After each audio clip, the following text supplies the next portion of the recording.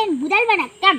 முக்கணிகளுள் ஒன்றுமா, ஆங்கில மாதத்தில் ஒன்றுமே, தமிழ் மாதத்தில் ஒன்றுத்தை, இவை மூன்றும் சேர்ந்த மாமேதை போன்ற நடுவர் அவர்களுக்கும் மற்றுமுள்ள அனைவருக்கும் என் வணக்கம். என் பெயர் ஆமேத்ரா.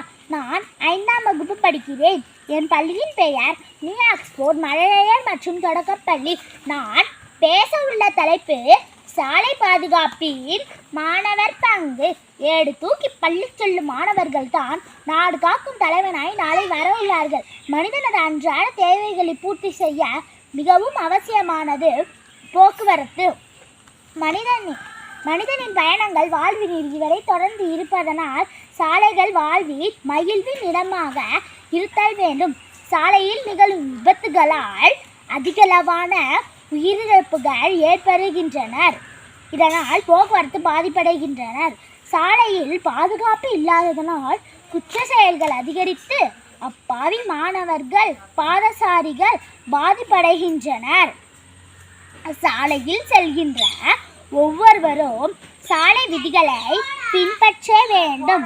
வேக கட்டுப்பாட்டுகள், வீதியின் தன்மைகள், பாதசாரி கடமைகள், வளைவுகள், பாலங்கள், விலங்குகள் கடக்கும் இடம், பாடசாலை என பல விதிகள் உள்ளன.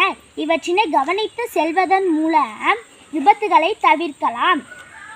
சாலை விதிகளை மீறி வாகனம் ஓட்டுவதாலும் மது போதையில் வாகனம் ஓட்டுவதாலும் மெதுவாக செல்ல வேண்டிய இடத்தில் வேகமாக செல்லுவதாலும் விபத்துகள் ஏற்படுகின்றனர். மனித உயிர்கள் மிகவும் விலை மதிப்புடையது. அவை இன்று இழப்பது மிகவும் வேதனைக்குரியது. எனவே சாலை விதிகளை மதித்து நமது பாதுகாப்பை உறுதி கொள்வோம்.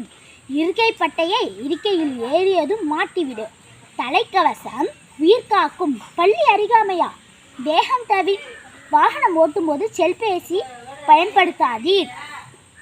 நெடுஞ்சாலை விதிகளை பின்பற்றுவோம். வாகனங்களை நல்ல நிலையில் பராமரிப்போம்.